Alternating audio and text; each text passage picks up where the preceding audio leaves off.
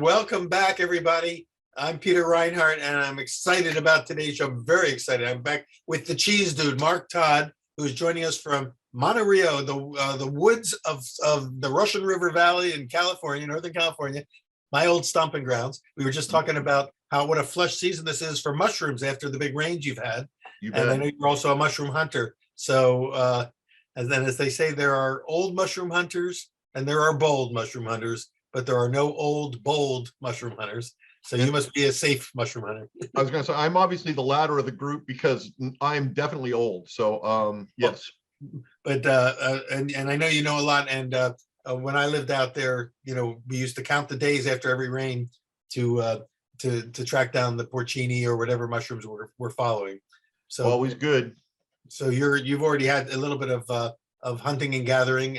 But today let's talk about cheese. And I want to follow up. Not everybody who's watching today may have heard our last episode, but we're hoping to meet with Mark on a regular basis to learn everything we can about cheese. Last time, Mark, you took us through the category called pasta filata. Okay. Which is because this is Pizza Quest, and we wanted to start with mozzarella, and that falls in the mozzarella in that category.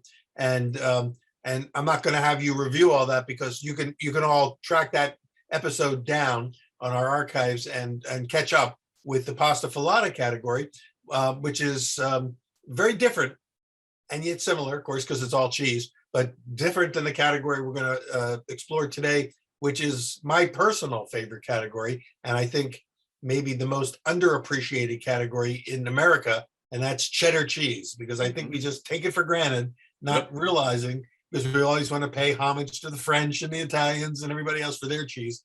But we've got, one of the world's greatest cheeses and most diverse types of cheeses. And yet I've been eating it all my life, but I know very little about the nuances and the subtleties and what makes it different. So today I'm hoping you will educate us. And I've even followed your lead and bought a nice assortment. I'm going to hold them up, my tasting board right here of cheeses that you're going to walk me through. You got yours, fantastic. I left mine in the wrapper so I can remember which ones they are when I tell you what I have. And I've got a bag of cheese curds here, which I've got ready to taste. So I'm pretty much set to go from our vertical tasting from, I guess you could almost compare it to whites to reds and with wine.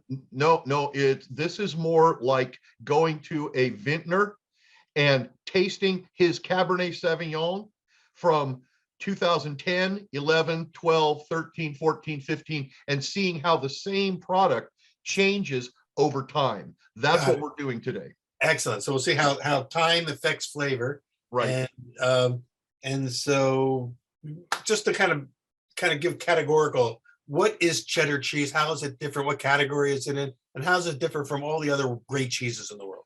Well, cheddar cheese is a semi-hard cheese. The category of hardness it's in is semi-hard, which includes other things like Colby.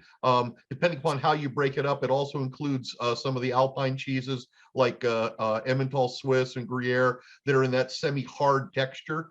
It is unique in its make procedure in that while the curds are in the vat, they separate the curd, they cut up the curds, they drain out, in this case, they drain out the whey after it's been cooked. And then after the whey is drained out, they pull the curds up to the side of the vat and stack them up on top of each other so they squeeze out more whey. And then they let them sit there for a while and just drain. It also allows the pH to drop a little bit. Then they come in and reach in and cut slabs of those knitted up curds, turn them over, and then stack them up to squeeze more whey out. That act of cutting up those slabs and turning them over is cheddaring. That is the step in this cheese process that makes it unique among all the cheeses. So that's interesting, because you're saying that not every cheese that is made with that cutting and stacking process, only the cheddar category. That's it. That is what sets cheddar apart from most of the other cheeses in the world. Very few, if any, major cheeses undergo that exact process. And that allows not only more of the whey to get pushed out, but it allows the pH to drop, which creates a cheese that has a much sharper, a little bit more of a bite to it, which cheddar is known for as it ages. So those are the two things that set it apart. a cheese, let's say something similar like Gouda, if Gouda would be in that same category, they don't do the cheddaring. They don't squeeze. So as a result, they just cut the curds and just let them drain. They don't press them down with the weight of They cut the curds, let them drain, then scoop them in forms and squeeze the forms, I see. as opposed to stacking the curds on top of themselves and allowing weight, gravity, just to do the job for them. It was actually, I mean, back in the days when cheddar was created, this was a way of basically cutting down on the amount of time that you had to leave it in the press, and less press work. The more whey you could squeeze out before you put it into your form, the easier the whey was to get out, and the quicker it would become a tasty edible cheese. So the stacked curds actually are their own press. They form a press of their own. Exactly. And press out more liquid, more whey. And each one of those curds, the slabs that they cut, are between 30 and 40 pounds, which they then turn and stack 3 high. So the bottom one has 120 pounds of weight on it. That's a lot of pushing. Do they keep flipping it in order to get an even press? Exactly. Okay. And at a certain point, they know when it's time to move to the next stage. pH. The pH is the thing. They check Yes. the pH. When the pH hits exactly the right number, then it goes, they take those slabs, put them back through a machine that breaks them down into the curds that you have there. That's how those came about. They were broken down from those big slabs. Then they press those little pieces together in a form and create cheddar wheels or blocks. So these curds get pressed to become the blocks, and Exactly. that's why these curds don't taste like mozzarella curds. Correct. I was just talking with Brad about that. We last year we were playing around with some mozzarella curds, and they're very bland and kind of rubbery and everything else, but nothing like they're totally different than none of the character that these have a lot of cheddar flavor already. Absolutely. Even at this early young age. I mean, that is ultimate mild cheddar. It is, just, I mean, it's fresh cheddar, just made. And cheddar early stages. If you can get to a cheddar factory where they're making them daily, and they will sell curds right out of the vat, still warm, never refrigerated. If you get them warm out of the vat and put them in your mouth and chew them, they squeak like you're chewing on styrofoam. So it's like that squeak cheese. That's what creates it, is that fresh protein bonding in a brand new cheddar. As soon as you cool it, gone. That squeak is gone. So day old curds, no squeak. Yeah, I noticed no squeak here, but great flavor. I mean, I have to say, I could eat this all day. It's delicious, even though it doesn't have the depth of flavor that we're about to dive into. But the flavor itself is wonderful. And these are, ideally you should eat them the day you get them. The fresher the better. I find that these are one of the only cheeses you'll ever see me put in a microwave. When they get about 2 or 3 days old and they start to get kind of a little bit firm and just mild cheddar or fresh cheddar. Yeah. Put them separated out on a plate, put them in a microwave for 10 seconds. Yeah. No more than 10. They go, whoop, they kind of sog, and they get really, really, really gooey and tasty. So you just take them out of the microwave and just eat them as little, well, they're not stringy. They're molten cheese blobs. There you go. That's what they taste like, little molten cheese blobs. This is your future. What's left of you in this bag is you're going to be melted and consumed. That's it. And the first time I had curds, I got a 1 pound bag from a place called Car Valley Cheese, and they were fresh out of the vat, just salted warm.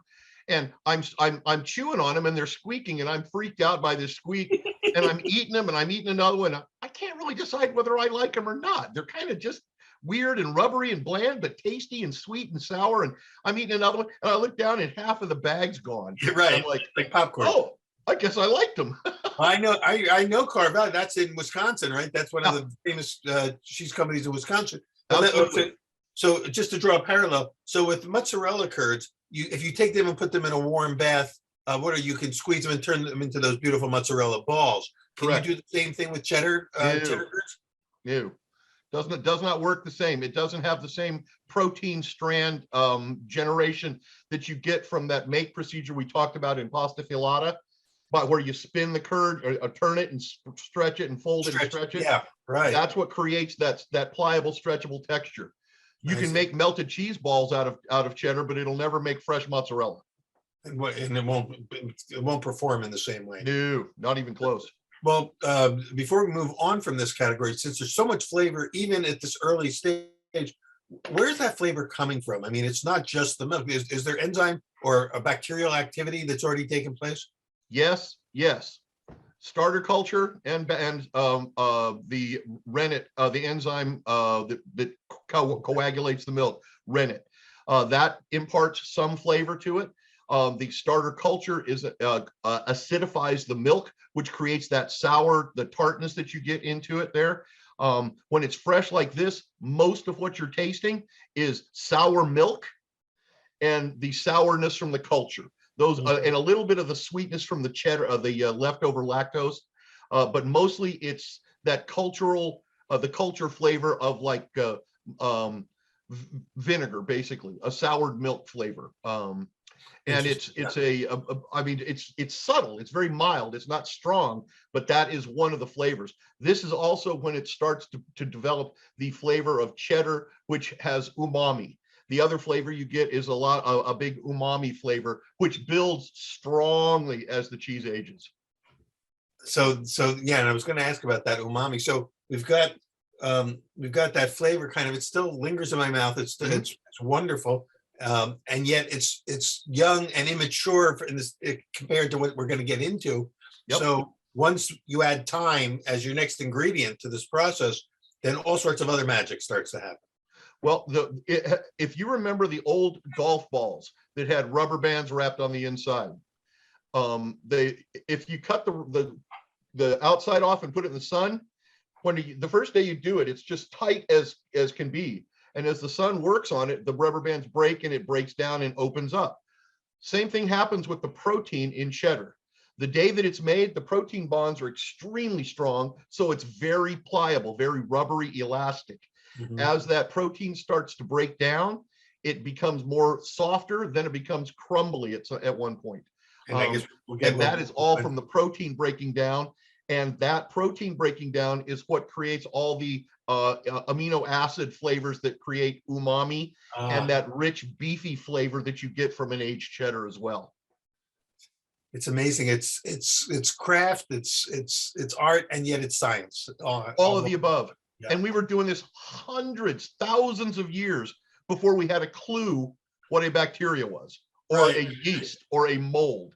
We just knew if you did this, then this, then this, you got that. Cool. Right. And if you did all these things and you were still alive to tell the story, then you did something right.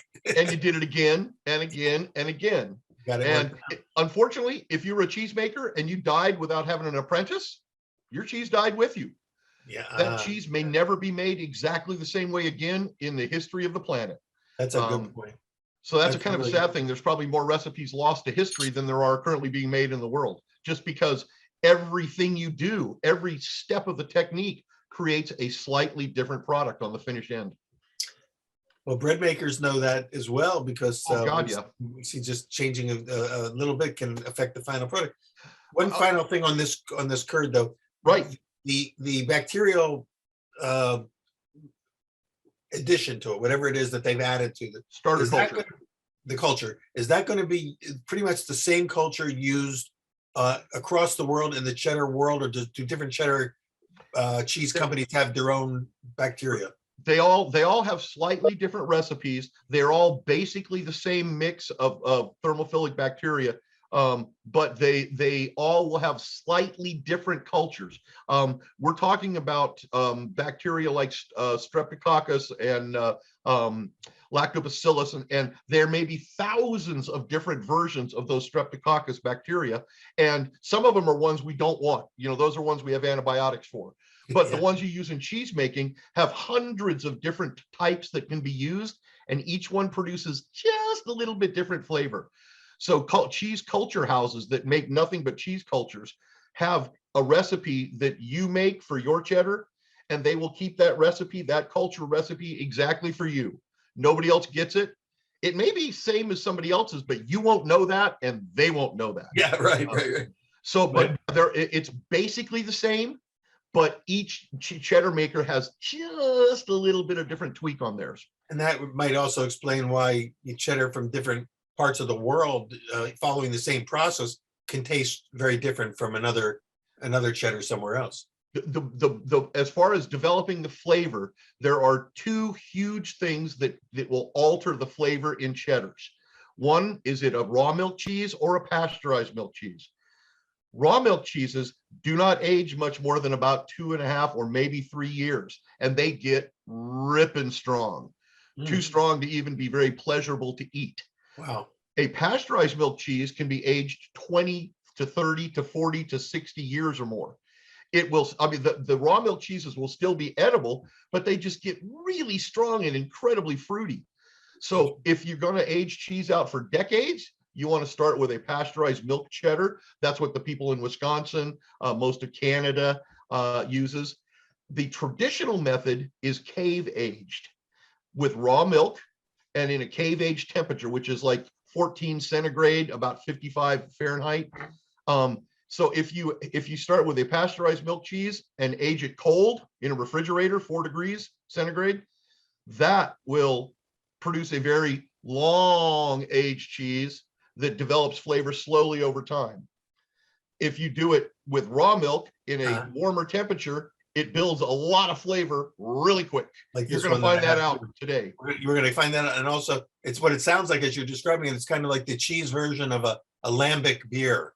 Yes, exactly. It's like the wild bacterial yeast version of a more controlled product. But even in controlled for pasteurized milk, when you're adding a determined culture, it's kind of like the culture is your starter. It's kind of like from a bread baker standpoint, it's comparable to the starter that you're adding to get the whole process going.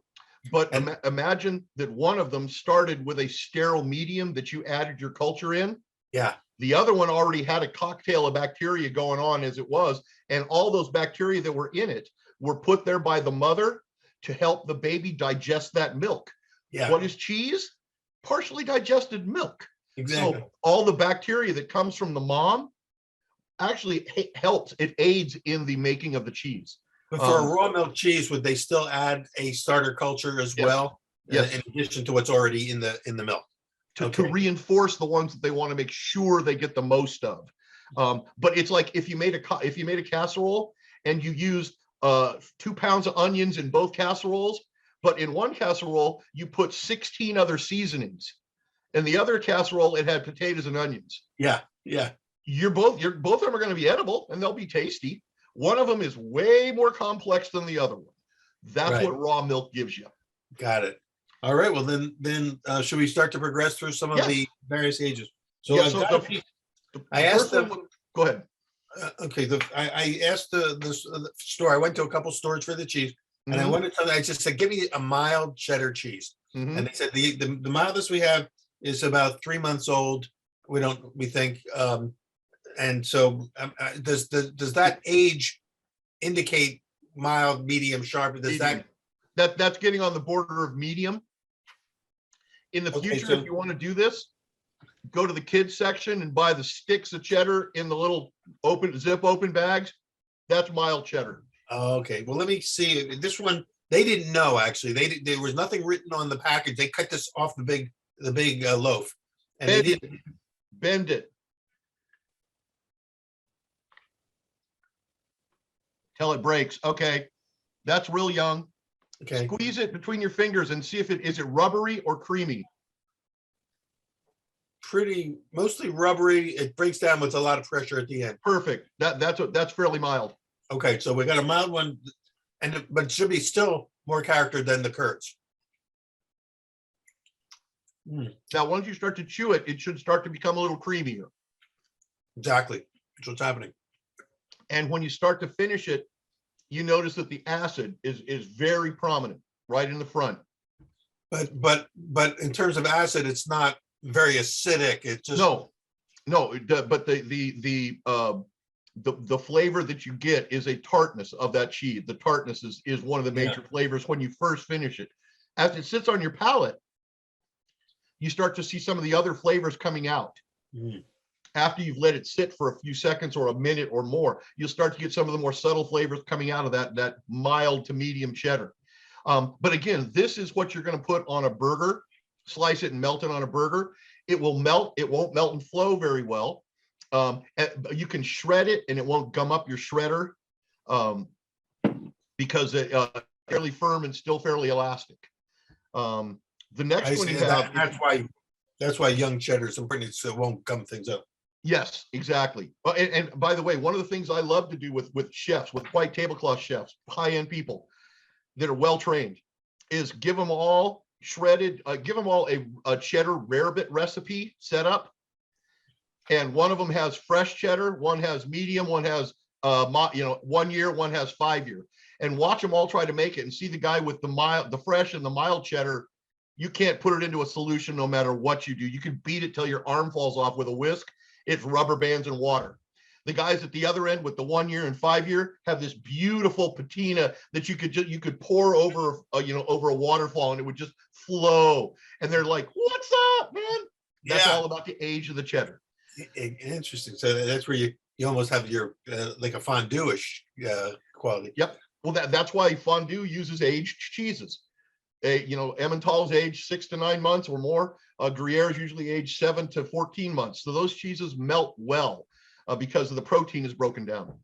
So now we're moving on to the medium. If you have a medium, I got one here that maybe somewhere not quite to medium. This is the New Zealand. It's a New Zealand anchor cheddar. It does say, I think it did say on this one, aged 3 months. Yeah, that 60 to 90 is typically 90 days is medium. Similar to the last one, but more wild flavor in here. I can taste almost like grass or hay. I was going to say the brand you picked, Anchor, is made in New Zealand. New Zealand uses almost no hay or silage. They have their cows in the field when it's green, and the milk goes way up. And then as soon as the grass goes out, milk drops like a rock. So they produce milk for about 5-6 months a year. So this is grass-fed, basic grass-fed. And it's 100% grass-fed. Their butter is so yellow, it looks neon. It looks fake as hell to me. But that's just because of the carotene in the grass. Well, the flavor of this cheese is fantastic. And it is a little bit more acidic. I can taste it in the back of my throat.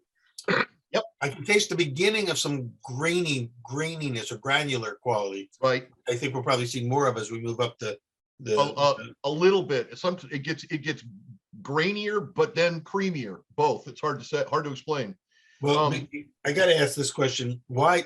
Because along the way, I'm clearing my palate either with crackers or with apple juice. Why does apple juice taste so damn good when you have it with cheese, especially with cheddar cheese? Why do these two things go together so well?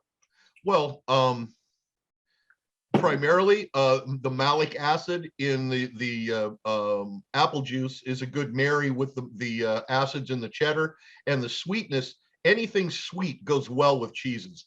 That's why when you look at wine and cheese pairings, particularly things like blue cheeses, they're always pairing them with sweet wines like port or Vinsanto or Sauterne, because of that higher sugar content marries well with the cheese. You get the sweet, sour, salty, and umami all in one taste. Hey, it's like synergy, because apple juice is great by itself, but it's like magnified when you have it with this cheese. And my partner and I were doing a project for one of our clients a year ago where we were pairing cheese with a huge variety of different beverages, from teas and coffees and everything. And when we did apple juice, we just had to say, no, there's no perfect pairing because it goes with everything. So that's a dead ringer. That's in the international cocktail competitions. They won't let them use passion fruit juice, because anything with passion fruit juice wins every freaking competition. So they will not allow them to use it anymore. It's like same thing with the apple juice and cheddar. It's very interesting. Yeah. Well, yeah. I mean, apple pie and cheddar cheese. Come on.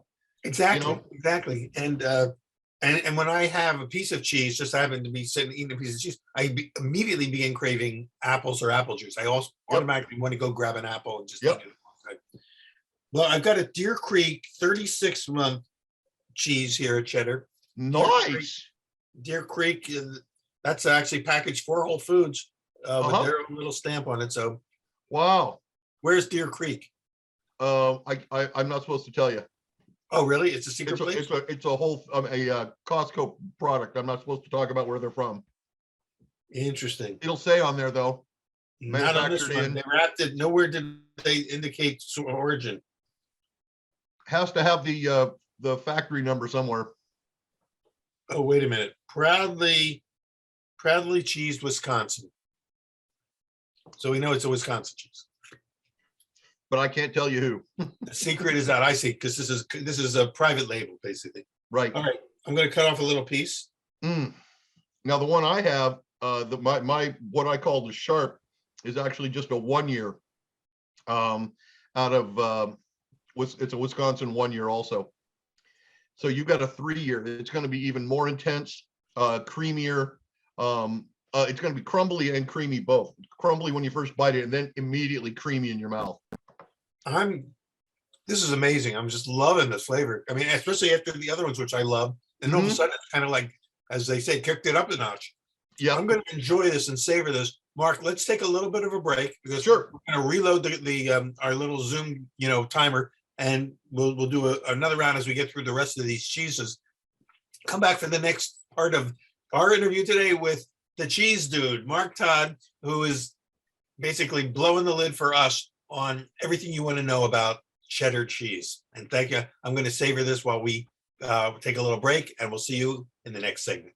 Welcome back to Pizza Talk, but it's not just pizza we're talking about today. We're talking about one of the most important parts of pizza, the cheese, but not just any cheese. We're focusing on cheddar cheese with Mark Todd, the cheese dude, who's joining us from the coast, the West Coast, deep in the woods, in the forests, in the mushroom empire of Sonoma County. And Mark, thanks for being part of this. And I'm going to just give a quick recap for those folks who are joining us in this part one. Mark has taken me through a tasting, starting with curds, the youngest part of this process, the cheddar. Explain what cheddaring is. And I'm not going to repeat all this. You go back and listen to part one. But cheddaring is what differentiates cheddar from all other cheeses. We've tasted a young cheddar cheese, just a couple of months old. As it gets older, we've got into a 36. Well, we went to a 36-month, which is now you said probably considered a sharp cheese. That would be considered extra sharp. 36 months, a long time for a pasteurized cheese. This one's a Wisconsin cheese. We tasted one also from New Zealand, which is very different. Let's see, Deer Creek is no, this is Deer Creek. These are both Deer Creek. Okay. But I do have one that we haven't tasted that isn't as old as the 36-month Deer Creek one, but this one is actually from Tillamook, which is, of course, Oregon's famous cheese. Is there something about, is it just that Tillamook did a great job of branding their name, or is there something special and unique about Tillamook in the pantheon of cheddar cheeses? Well, in the same way that all natural foods are a reflection, the best they can be is a reflection of their raw ingredients. So the best a winemaker can do is not screw up the grapes he was given. In that way, Oregon, on the coast of Oregon, is God's country for cows. It's green all year round. It's moderate climate. It rarely snows. It doesn't get hot. It's a great place to be a cow. And so their milk is extremely high quality. So they've had a reputation for making very high quality cheese for a long time. They're a co-op that has some of the best milk in Central Oregon. They have truly automated their system from making it all the way through the warehouse. There's almost nobody works in the warehouse. It's all automated, but they are exceptionally well laid out to produce extremely consistent cheddars in a style that can be aged out for 3 years or more. So they make an outstanding cheddar. I've always been impressed with their product. And again, I think we tend to take it for granted in the United States because we always think that in Europe they've been doing it longer, it must do it better. But the American cheeses have been stacking up really well in the international competitions. For a while. While I'm eating this now, this is it says extra sharp, but you said this extra sharp is probably not as old as the 36-month Deer Creek one. So Yes. I'm going to taste this, and also it's orange. What is that? And does that give a qualitative difference by adding the coloring? Nope. In the ancient days of England, when cheddar was the standard market cheese in the region of Cheddar, England, the Cheddar Gorge in southern England, the cheese wives, the people that made the cheese, actually noticed that when they took it to market, the more buttery, rich color the cheese was, the more money they got for their cheese. So they started adding things like marigold leaves and carrot juice and things like that to try to pump up the color of their cheddars. And, you know, if a little's good, a lot must be better. They ended up doing things that we do not allow anymore in the ancient days. They actually used rust in it for some time. But any of them that had that buttery orange yellow color got more money, and that's where it came from. When we settled America, if a little adds price, then let's add a lot. Yep. So in America, we settled New England. New England, we told England we didn't want anything to do with them, so our cheddars were white. We didn't have any of that colored crap.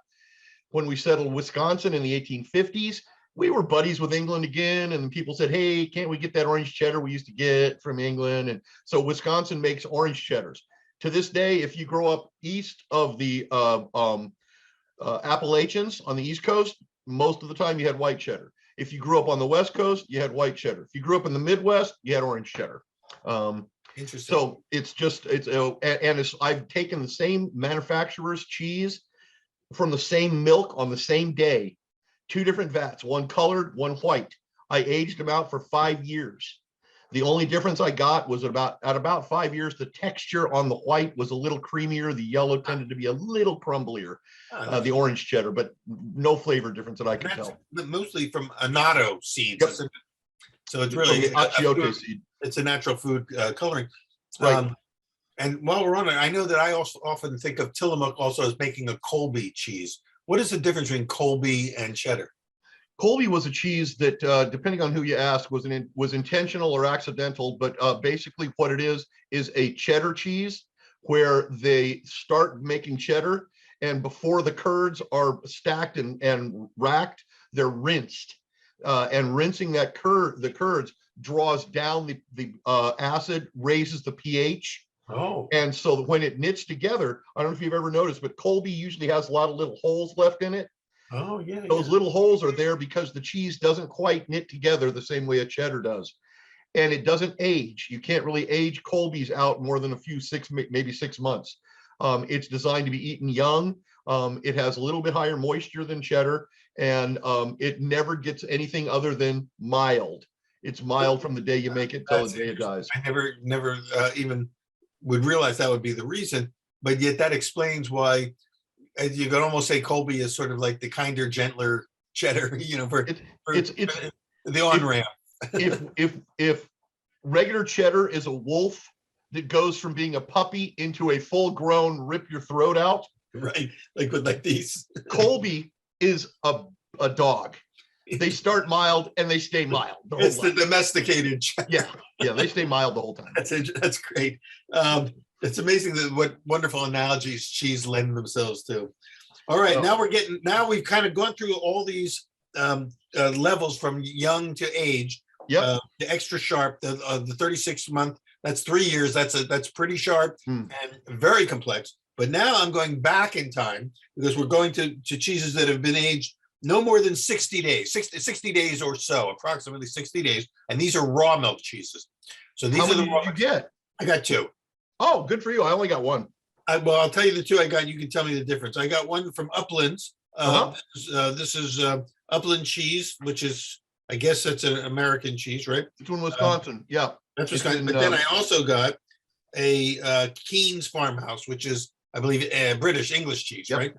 So I've got one of these, and both of them say on their age 60 days or more, which goes back to what you said earlier, that raw milk cheeses don't lend themselves to excessive aging. They're going to be ripe and ready in a couple of months. No, that's not what that means. What that means is that by law in the United States, because you don't pasteurize the milk, you have to age a raw milk cheese a minimum of 60 days because the bacteria war that goes on inside the 5 days, the good guys, if you made the cheese right, good guys have won every time. If there were any pathogens in that milk originally, they have been killed by the starter cultures and the pH in the cheese. So it's got to be aged minimum 60 days. You can buy a cheddar that says 20-year-old cheddar, raw milk, and it'll still say aged over 60 days because that's what the law says you got to put on it. So there's no telling how long this cheese has been aged, but we know it's been aged long enough to kill off the bad guys. Exactly.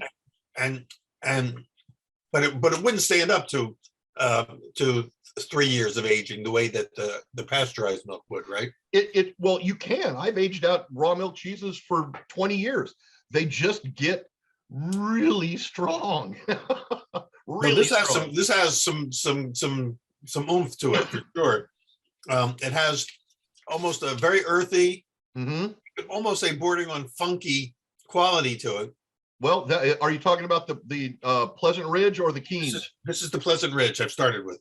I'm my guess is it's probably like the Keens and most of the other real cheddars. They are wrapped in cheesecloth. Wow. That's what they're wrapped in, and that imparts that kind of bandagey flavor, almost a medicinal flavor to them. And it's more prominent on the rind than in the center of the cheese. But all aged cheddars that are raw milk are going to be much more complex in flavors. They will have way more wide-ranging flavors. When you bust into that Keens, I know much better than I know that Pleasant Ridge. The cheddar, that's new for them. I know their Pleasant Ridge Reserve and their soft cheese they make, Rush Creek. I just tasted the rind. And you're right, the rind, I can taste the bandaging, but yet it's good. I love it. You know, yep, it's like does the bandage have any other function? The cloth then to impart flavor? Does it have another function? Oh no, it's there to hold the cheese up. It's there to keep the cheese from falling apart. And they seal it. Usually, in the old days, they sealed it with lard. Sometimes they still do. Sometimes they'll use butter, but usually it's lard, soft lard that they will rub the outside of the cheese, and that sealed it so that bacteria and molds couldn't get into the inside of the cheese for the ripening process. Now, when you taste it, usually raw milk cheeses, one of the most distinctive characteristics, and the one I have has it in spades, is fruitiness. They have a real distinct tropical fruity flavor. That Keens, when you bust it open, you'll see it has almost a like a candied pineapple or a dried guava flavor. It just jumps out at you right from the start. Oh my God, you're right. You start thinking tropics. Yep. Now, as you chew it, the sharpness starts in the front and builds back. And it usually will bite you right there on the back of the jawbone. I can feel it moving. As you swallow it, there's a gland right in the back of the jaw that acid tweaks.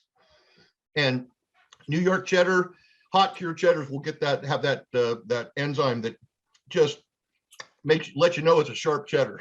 My goodness, that is. Talking about complexity. This has. Oh yeah. It's like layer upon layer. You feel like you're going down Alice's rabbit hole with this. Now that right there. When people ask me, and believe me, if I had $1 for every time someone said, "What's your favorite cheese?" I would have retired by now. But someone asks me what my favorite cheese is, I tell them that just to sit and have some tasty cheese, I like blue cheeses. I like stinky cheeses, the orange rind ones that have that really stinky aroma. Sure. Because they're really strong and they bring a lot to the flavor to the table. But if you said you have to pick one cheese to live on for the rest of your life, that's the one you've got in your mouth right now. Wow. That cheese, the layers of flavor, the depth of flavor, the versatility in cooking is unmatched on any product, any place on the planet. It can make sauces, soups, it goes on burgers. You can use it in salads. You can use it almost any place you want to use a cheese. It will do what you want. It brings an intense amount of flavor with a small addition of calories or money, and it will It can be used with any beer, including IPAs. It's one of the only cheeses I've ever found that you can pair with IPAs successfully. It pairs with virtually any kind of wine that you've ever had. It is just a unique cheese in that way. And it's unique because it's partly because it is a cheddar cheese. There's no other category of cheese that you could say that about. Nope. That cheese would stand up like that. Nope. And there's a reason that nobody really kept track of international sales figures until about the 1850s, when the British controlled so much of the world that they kept track of who was buying what. Cheddar was the #1 selling cheese in the world every year until pizza overtook it in the about 2010 or so. Mozzarella overtook cheddar as the biggest selling cheese in the world strictly because of pizza. Mm-hmm. Cheddar was the biggest selling cheese in the world for 150 years before that because it's so damn good, man. Yeah, right. And yeah, but now the pizza's big. Where does cheddar cheese fit in the cheese pantheon? Can we use this? Is it one of my favorite pizzerias growing up always put a little bit of cheddar in their mozzarella blend, and I always felt that was their secret ingredient. Is that a valid sort of approach? Absolutely. And depending upon what you want to get out of it, a lot of people use mild or medium cheddar in their shredded blend to pump up the color because it adds more of that browned look as you cooked it. If you want to add more flavor, use one of the stronger cheeses, one of the 36-month or at least the 18-month extra sharp you had, because that will increase the flavor profile tremendously with about a 10% addition into your blend. And it also will melt more creamy too, right? It melts beautifully. It melts better than the young ones. The young ones don't flow very well. They will melt, but they don't flow very well. Well, that's a big takeaway for me today from what all the things you said was that the aged cheddars melt, more beautifully and more molten than the younger cheddars. And that's something I never would have even, thought about before. Well, so like I said, if you were standing in the line of chefs that I made try to make rarebit and you had the fresh cheddar, you would know that. Yeah. Because it would, Well, this is pretty amazing. I mean, I feel like I've traveled not really the world, but the world of flavor, in going up, this line of cheeses. And I think you have to say these raw milk cheeses are almost in a category unto themselves. You can't even compare them to and maybe this is one of the reasons why raw milk cheese is kind of also having its moment, and all the champions coming out in favor of unpasteurized milk cheeses, because the level of flavors, the complexity of flavors is just, you can't touch it with it's almost like the difference between making a white bread with commercial yeast versus making a classic sourdough bread with with some whole wheat flour in it and stuff like that. Absolutely. Are they both bread? Yes, technically. Do they taste or act or chew or toast or do anything the same? No. So yeah, that's a good analogy. And cheddar, one of the great things about it is that it will give you something to use it for at every age. At every age, there is something that age is perfect for. If you want to make the cheese lattice, like the Parmesan lattice, young cheddar is much better. The young cheddar has that strong protein bonding, so it will stick together and not break and crumble after it's become the toasted cheese lattice. So for somebody who wants to put like a crown on their Detroit style pizza, and they get that Florentine, mild cheddar. Yeah, mild cheddar. Mild cheddar's the one, man, because it will melt, it will brown. It has a good fat and protein mix, so it will oil off enough to keep it from burning or resist the burning, but it will brown up like nobody's business and give you that crispy, more depth of flavor. You can brown mozzarella and it is better than it is plain, but browned cheddar is just hands down a better flavor. That's it. And for those of you who are listening or watching, and I get emails all the time from people saying, how can I get my crown like around the frico around the edge of my pizza to climb the pan, like some of the great pizza makers get. Hmm. And I usually suggest some Parmesan cheese mixed in with the cheese, but it sounds like if I just use young cheddar cheese, shredded that. Well, put young it around cheddar, that. now, a traditional Detroit is made with brick. And I want to be really, really clear about this. There is no cheese in the world, just like there's no cheese exactly like cheddar. There is no cheese exactly like brick. It is used for Detroit pizzas for a reason. What It's is that? unique. It's unique. Texture Oh, wait, we just froze. is Oh, I perfect just for missed that. Mark, I just missed what you said. Your screen froze up. Can you repeat what you just said about what about brick cheese is unique? A brick cheese is its moisture, it's the density to the water content, the way that it melts, and how it browns are unique because it is a unique cheese. And so to try to substitute brick and make a perfect Detroit pizza, you can get really close, and mild cheddar is one of the best for imitating it. A mild cheddar blend, but you really cannot duplicate the brick cheese. And I don't get paid by brick to say that. I'm just telling you, It's it's just a unique cheese. brick cheese is hard to find for the home Yep. cook. Probably gobbled up by these Detroit pizzerias, but a lot of the restaurants that are now making Detroit style pizzas are using other blends of cheeses Sure. instead of brick. There was something else I want to ask you. So brick is kind of in the same category of being a medium hard cheese, but it's not cheddared. It's a step down. It's considered a semi-soft cheese So in the same category as things like Gouda, Fontina, Havarti, Monterey How about Jack. It's in that Munster. Would Munster fall into? Munster. Yeah, Okay, Munster is so also in so that. that's because when I talked to one of the cheese companies about that make brick cheese and Mhm. said, what should I tell people to use if they can't get brick? He said, tell them to Munster. use Munster. Munster's close. Munster is probably the closest cheese to brick, but it's not any. I mean, it's not that much more widely distributed than brick. So if you can't find brick, you may not be able to get Munster either. If you can, it's pretty close. Not exactly, but it's got that same high moisture. But it doesn't have you as get much brick. flavor as cheddar. So it seems like a little blend of Munster and cheddar could get you something closer to the acidity of the brick. Probably.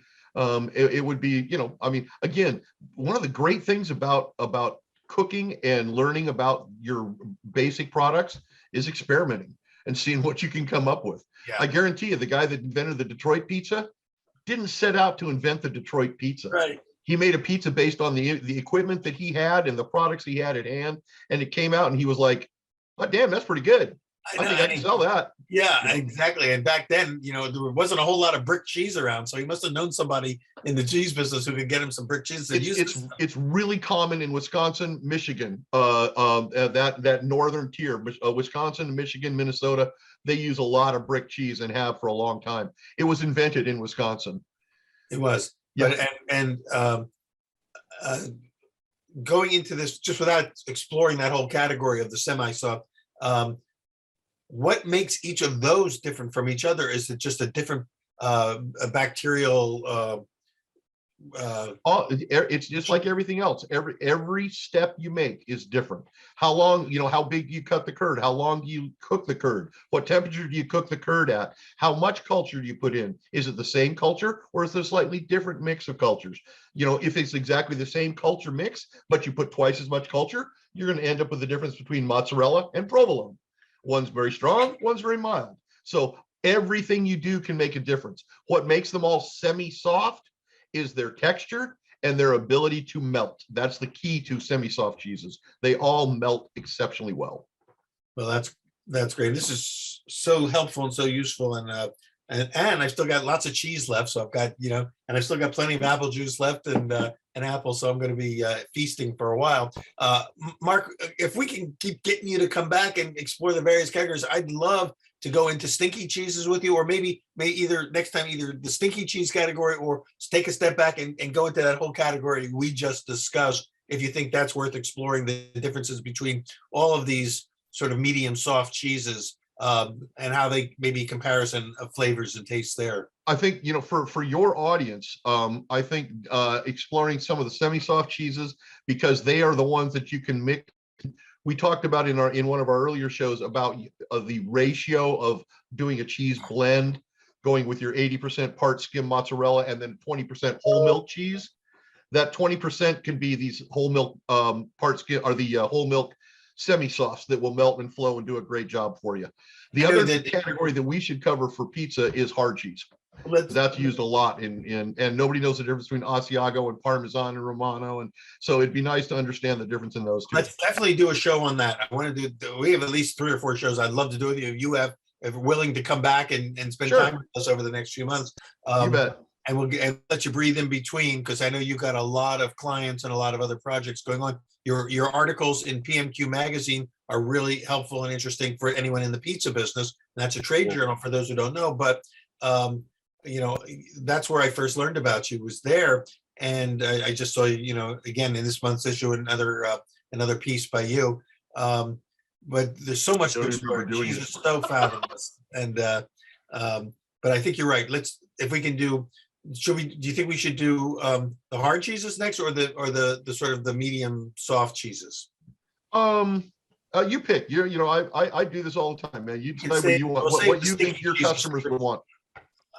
I'd like to go back, and before we move into the hard cheeses, I'd love to do a session with you on all the other cheeses that we see every day, the Fontinas and the Goudas and all, and do some comparisons between that, so that we can talk about the differences. So those folks who are trying to blend, and also I wanted to give you a shout out for the fact that you've been championing this idea of an 80-20 blend. Most people think, oh, if I'm going to use mozzarella, I need to use full fat mozzarella, whole milk mozzarella, because it's so much creamier and better tasting. And I think it tastes better. But you're suggesting 80% low fat, or the skim milk mozzarella, and 20% of full fat, whether it's mozzarella or some other good melting cheese.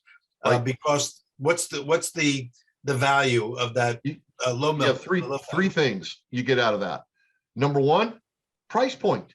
It is going to save you money. It is the least expensive cheese on the market. So the more of that you can use in a blend and still produce a cheese pizza that people really want, the better off you are. Number two, it browns beautifully. Whole milk cheeses resist browning, but they melt and flow exceptionally well. You and I both know that the Maillard reaction on top of a pizza is the reason people eat pizza. They like the gooiness, but that browned cheese flavor is the magic of pizza. So part skim mozz brings that in spades. If you pull a 20% blend of good melting cheese, it will cover the whole pizza and allow that whole milk of the part skim mozz to give you the Maillard reaction browning that you want for flavor. And finally, it gives you a base that you can flavor on top of. It's a consistent flavor, but it's not big. So it gives you the texture and the browning that you want, and it allows you to layer flavors with a 5% blue cheese and a 10% aged provolone, and gives you an amazing pizza with just 20% of the high-end cheese represented on it. Wow. Well, there it is. For those of you who are in the game, you know, and you're not already applying these principles, give it a shot, because that could not only increase your profits, save you money, but also you may end up with a more colorful, beautiful, golden brown pizza. So, and if you do have the problem where you're going, my pizzas aren't browning and my crust is done, there's your solution right there. Yep. Mark, it's been a pleasure having you again, and I want to thank you so much for being here, and also for allowing me vicariously to tap back into Sonoma County and the Russian River area, where I have deep roots and a long time love, and keep gathering those mushrooms for us. Absolutely. You know, you can leave Sonoma County, but Sonoma County never leaves you, man. This place will stay with you forever. And yes, I will go forage for my mushrooms now, and see if I can't. Their candy caps are up right now. A little brown one that tastes like maple syrup. They were great for putting in desserts and stuff. Right now, it's time to go pick those. So I think I'm. How many days till the porcinis come up? That they're done. They were, well, they're finishing now. When you say that 15 days after the rain or 21 days after a rain, that's from the very first 2 inches of rain in the season. And that's for porcini. They come up one big flush, usually for about a month. And it's after we get about 2 inches of rain, 21 days after that 2 inches of rain, you get porcini. Right before the rains, when it's just foggy, we start getting chanterelles here. And the chanterelles go all the way through the season into April. So it's California is by far one of the greatest places in the world to hunt mushrooms, because we have a 9-month mushroom season here. Most people have 1 or 2. But we have mushrooms here that we have mushrooms from August through May. So it's a great place to be a forager. What point do the bolitas come out? That's bolitas are porcini. Bolitas edulis. The Bolitas edulis is the king bolete. Yeah. Bolitas aureus is the queen. There's a whole family of the bolitas. One called appendiculatus, or butter bolete, is my favorite mushroom in the world. It tastes like you cooked it in butter with no butter. It's really an amazing mushroom. But yeah, they grow in seasons, just like flowers. You know, the first flowers of the season come up, and then the next ones, and the next ones, and the next ones. And you don't see early season flowers at the end of the growing season. Same thing with mushrooms. They grow in a pattern throughout the rainy season. And if you know what to look for and the range, you know, when it's time to go and what to look around, I've picked 28 different edible species right outside my house up the hill here. It sounds like we need to have a whole show just devoted to the mushroom side of things, because it's again, each one of these are little windows into the amazing world that we live in. So I'm telling you. And you are having an awful lot of fun being at the heart and center of one of the best places to live, to witness all of that and experience it. So, well, if you study religion and the histories of religion, before the Romans came out, there were the Etruscans, and the Etruscans had the religion of hedonism, which we have a bad name for now. We think it means all, you know, partying and that. Yeah. What it meant was enjoying life to the fullest. Work hard, try hard, do everything you can the best, but when it's time to have fun, have a lot of it, man. And that's my motto in life. You know, when it's time to work hard. When it's time to have fun, really do it. Play hard. Yeah. Play hard. You bet. Well, until next time, enjoy going out there and playing. And I'm going to go into the kitchen and not only have some cheese, but I'm going to try melting some of these cheese curds and making some of those little molten blobs. You will love them. You will love them. Trust me, they're addictive. Peter, Mark, it's been a pleasure. Mark Todd, thank you so much. You bet. The Cheese Dude here on Pizza Talk and Pizza Quest. Thanks so much, and we'll see all of you next time.